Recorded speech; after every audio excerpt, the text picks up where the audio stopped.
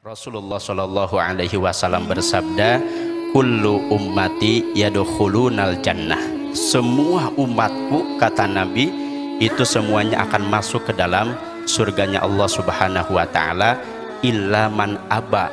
Tapi kata Nabi, kecuali orang yang enggan masuk ke dalam surganya Allah Subhanahu Wa Taala.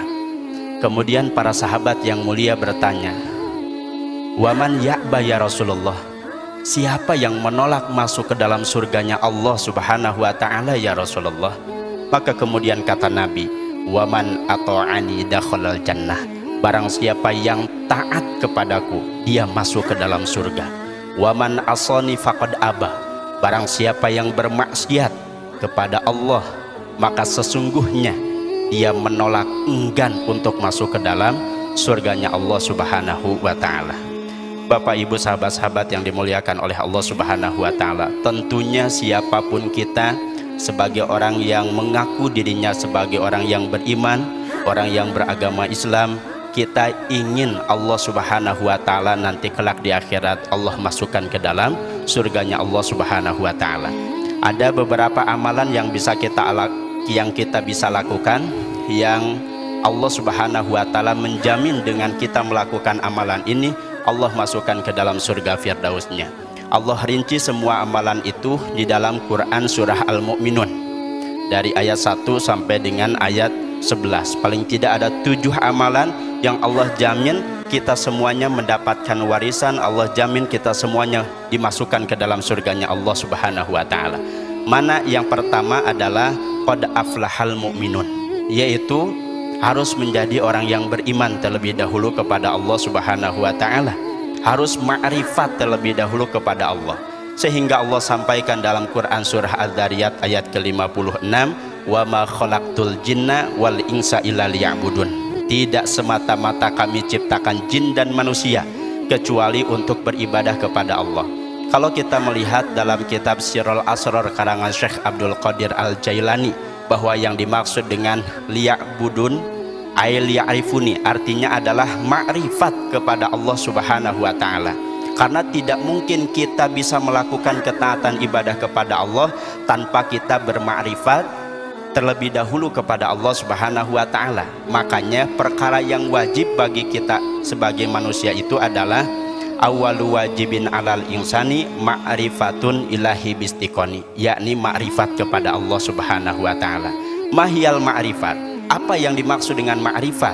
Ma'rifat adalah idrakun jazimun muwafiqun lil waqi'in nasyi'un an dalilin, keyakinan yang pasti yang tidak disertai keraguan sama sekali di dalam hati kita kepada Allah Subhanahu Wa Taala. Keyakinan yang idrakun jazimun, keyakinan yang 100%, bukan keyakinan yang dhon, bukan keyakinan yang syak, apalagi keyakinan yang waham, tapi keyakinan yang benar-benar yakin 100% kepada Allah dengan keyakinan yang idrakun jazimun. Kemudian apa yang kita yakini sesuai dengan buktinya.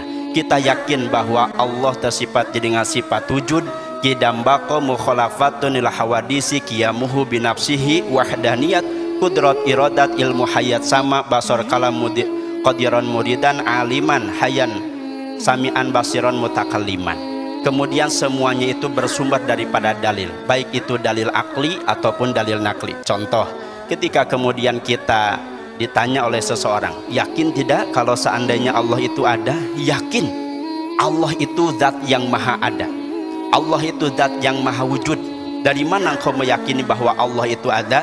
Satu, kita bisa menggunakan dalil akli dengan menjawab wujudu hadhil makhlukati, adanya semua makhluk ini, ada langit, ada bumi, ada kita semuanya sebagai manusia. Ini menunjukkan bahwa tidak mungkin adanya kita kecuali ada yang menciptakan. Siapa yang menciptakan? Allah jelaskan dalam Quran, qul man rabbus samawati wal ardi qulillah. Qul, katakanlah oleh wahai Muhammad, man, siapa Rabbu? Ini maknanya luas daripada Malik.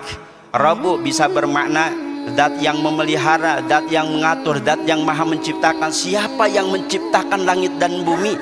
Qulillah, katakanlah olehmu, adalah Allah Subhanahu Wa Taala. Bapak Ibu yang dirahmati oleh Allah Subhanahu Wa Taala, jadi yang pertama orang yang dijamin oleh Allah Subhanahu wa taala masuk ke dalam surga firdausnya Allah adalah orang yang beriman kepada Allah Subhanahu wa taala. Yang kedua, walladzina hum fi sholatihim khashi'un. Orang-orang yang salatnya dalam keadaan khusyuk. Sebagian ulama memaknai khusyuk itu adalah sukutul a'dha'i wa hudurul qalbi. Diamnya anggota badan, hadirnya hati, itu adalah khusyuk. Artinya ketika kita melakukan sholat, kita tidak melakukan pergerakan di luar pergerakan sholat.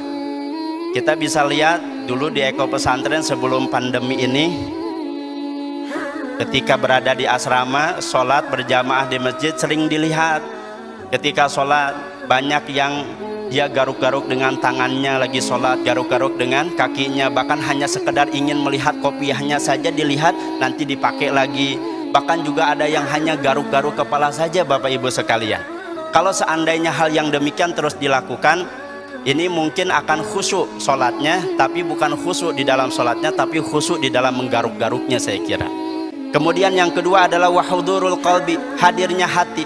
Sehingga sholat itu, orang yang melaksanakan sholat terbagi ke dalam 4 tingkatan, Bapak Ibu sekalian. Yang pertama adalah ghafilin, yang kedua adalah mubtadiin, yang ketiga abidin, yang keempat arifin. Yang dimaksud dengan ghafilin adalah dia sholat tapi tidak sadar hatinya sedang melaksanakan sholat. Dirinya ada di masjid tapi entah hatinya apakah itu ada di kantor, atau apakah ada di pasar, atau apakah ada di dapur. Nah, ini yang terjadi kepada ghafilin. Orang sholat tapi hatinya tidak sadar bahwa dirinya sedang melaksanakan sholat. Yang kedua adalah mubtadiin. Dia sholat, dia sadar sedang melaksanakan sholat, tapi dia tidak bisa mengikuti setiap bacaan yang dibacanya. Dia tidak memahami dari makna yang dibacanya. Ketika membaca Alhamdulillahi Rabbil Alamin, dia sadar sholat tapi dia tidak bisa mengikuti setiap bacaannya, dan dia tidak paham terhadap makna yang dibacanya. Itu adalah mubtadiin. Sementara abidin adalah dia sholat, dia sadar sedang melaksanakan sholat, dia bisa mengikuti setiap bacaan yang dibacanya, dan dia juga paham terkait apa makna yang dibacanya. Maka tidak sedikit orang yang ketika kemudian dibacakan ayat-ayat tentang azab Allah, dia nangis ke Allah Subhanahu wa taala. Kenapa? Karena dia paham terkait maknanya. Kemudian yang keempat adalah arifin. Kata guru saya, arifin itu adalah orang yang sholat, dia sholat, hatinya sadar, dirinya sadar bahwa dia sedang melaksanakan sholat, dia bisa mengikuti setiap bacaan yang dibacanya, dia paham terkait maknanya, dan juga dia ingat terhadap kematian. Sehingga para ulama menyampaikan ketika seseorang dalam sholatnya ingat terhadap kematian, maka dia akan menjadikan sholatnya itu boleh jadi adalah sholatnya yang terakhir. Kalau dia menjadikan sholatnya sholat terakhir, maka paling tidak dia akan berusaha semaksimal mungkin untuk melaksanakan sholat pada waktu itu dengan sholat yang terbaik. Bapak Ibu yang dirahmati oleh Allah Subhanahu wa taala. Yang ketiga, dari keempat tingkatan sholat ini, kata guru saya, yang akan mendapatkan kecelakaan itu adalah orang yang ghafilin. Orang yang mubtadiin, abidin, arifin itu masih diselamatkan oleh Allah Subhanahu wa taala. Dan yang ketiga, orang yang dijamin oleh Allah Subhanahu wa taala masuk ke dalam surga firdausnya Allah adalah walladzina hum anil lagwi muridun. Orang-orang yang menghindarkan diri daripada perbuatan atau ucapan yang sia-sia. Sehingga min husni islamil mar'i tarkuhu ma la ya'nihi. Ciri daripada kualitas keislamannya seseorang itu adalah dia meninggalkan sesuatu yang tidak ada nilai manfaatnya, baik itu di hadapan Allah ataupun di hadapan manusia. Kemudian yang selanjutnya adalah yang keempat, walladzina hum lizakati fa'ilin, yaitu orang-orang yang senantiasa aktif menunaikan zakat. Di dalam salah satu hadis yang diriwayatkan oleh Bukhari, bahwasanya Rasulullah Shallallahu Alaihi Wasallam bersabda, ada 7 golongan ibu bapak yang dirahmati oleh Allah, yang di akhirat kelak akan mendapatkan naungan yang tidak ada naungan pada saat itu kecuali naungan Allah Subhanahu Wa Taala. Salah satu di antaranya adalah orang yang bersedekah dengan secara sembunyi-sembunyi, sehingga tangan kirinya tidak mengetahui apa yang dilakukan oleh tangan kanannya. Artinya dia melakukannya dengan ikhlas hanya karena Allah Subhanahu wa taala. Dan kita tahu sedekah itu ada sedekah yang wajib, ada sedekah yang tatawwu, sedekah yang sunnah. Zakat itu adalah merupakan kebenaran imannya seseorang kepada Allah Subhanahu wa taala. Kenapa begitu? Karena harta itu adalah salah satu yang dicintai oleh jiwa. Tidak mungkin kita mau berkorban untuk mengeluarkan harta yang kita cintai kecuali untuk mendapatkan cinta yang lebih besar daripada cinta kita kepada harta, yaitu cinta kita kepada Allah Subhanahu wa taala. Sehingga zakat ini sering disifati kepada orang-orang yang beriman, orang-orang yang bertakwa kepada Allah Subhanahu wa taala. Kemudian amalan yang selanjutnya adalah walladzina hum li furujihim hafidun. Orang-orang yang menjaga, yang memelihara kehormatan dirinya untuk tidak berzina. Illa li azwajihim aw ma malakat aymanuhum, kecuali kepada istri-istri mereka dan kepada hamba sahaya yang mereka miliki. Sehingga dijelaskan di dalam salah satu keterangan, di dalam salah satu hadis, bahwa ada 7 golongan juga yang dijamin oleh Allah Subhanahu wa taala masuk ke dalam surganya Allah, adalah seseorang yang dia tidak tergoda, imannya kuat sekalipun digoda oleh wanita yang cantik untuk melakukan perzinahan. Bapak Ibu yang dirahmati oleh Allah Subhanahu wa taala, amalan yang selanjutnya adalah walladzina hum li amanatihim wa ahdihim raun. Orang-orang yang pandai melaksanakan atau orang-orang yang pandai melaksanakan amanah, baik itu amanah yang di dalamnya itu ada haknya dengan Allah, atau amanah itu yang di dalamnya ada hak dengan manusia. Amanah yang di dalamnya itu ada haknya dengan Allah, seperti halnya kita melakukan berbagai ketaatan ibadah kepada Allah Subhanahu wa taala. Allah perintahkan sholat, kita laksanakan sholat. Allah perintahkan kita untuk melaksanakan puasa Ramadan, kita laksanakan puasa Ramadan.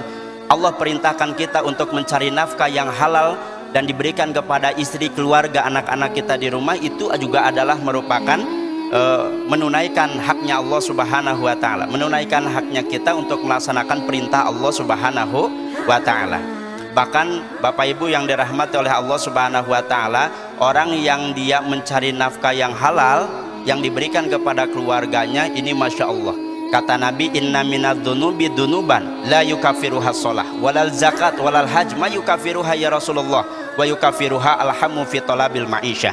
Sesungguhnya ada di antara dosa yang tidak akan bisa dihapus oleh sholat, tidak bisa dihapus oleh zakat, bahkan tidak bisa dihapus sekalipun oleh ibadah haji. Maka para sahabat bertanya, ma yukaffiruha ya Rasulullah, apa yang bisa menghapusnya ya Rasulullah? Wa yukaffiruha alhamu fi talabil ma'isyah, yaitu yang bisa menghapusnya dia mencari nafkah yang halal untuk diberikan kepada keluarga, istri dan anak-anaknya. Masya Allah ya Karim. Begitupun hak yang di dalamnya itu yang berkaitan dengan manusia. Kita bekerja wa ada il amanah, makanya kata Imam Ibnu Taimiyah bahwa yang salah satu di antara contoh ibadah itu adalah wa ada il amanah, menunaikan amanah, bekerja ya, insya Allah niatnya karena Allah Subhanahu wa taala, dia berusaha semaksimal mungkin untuk bisa melaksanakan amanah tersebut.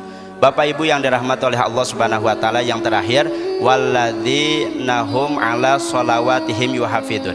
Orang-orang yang bukan hanya sekedar khusyuk di dalam sholatnya saja, tetapi dia menjaga, memelihara sholatnya itu dengan baik. Rasulullah menyampaikan, ya'ti zamanun, akan datang zamanun, satu zaman nanti, ala ummati, kepada umatku, yusoluna, mereka mengira dirinya sholat, wala yusoluna, padahal mereka tidak melaksanakan sholat. Gambaran orang yang seperti ini adalah orang yang sholatnya tidak disertai syarat sahnya sholat, tidak disertai dengan rukunnya sholat, tidak menjaga daripada pembatalan sholat itu sendiri. Kata Allah di akhir ayat ini, ulaika humul warithuna alladzina yarithuna firdausahum fiha khalidun. Mereka lah yang akan mendapatkan warisan yang dijamin oleh Allah Subhanahu wa taala, masuk ke dalam surganya Allah Subhanahu wa taala. Mudah-mudahan Allah berikan kemampuan, kekuatan kepada kita semuanya, karena kita sadar la haula wala quwata illa billahil aliyil azim. Kita tidak memiliki daya upaya kekuatan kecuali karena pertolongan yang Allah Subhanahu wa taala berikan kepada kita. Mudah-mudahan kita bisa melaksanakannya, sehingga mudah-mudahan nanti di akhirat kita semuanya Allah masukkan ke dalam surganya Allah Subhanahu wa ta'ala. Amin ya Allah ya Rabbal Alamin. Kurang lebihnya mohon maaf. Wassalamualaikum warahmatullahi wabarakatuh.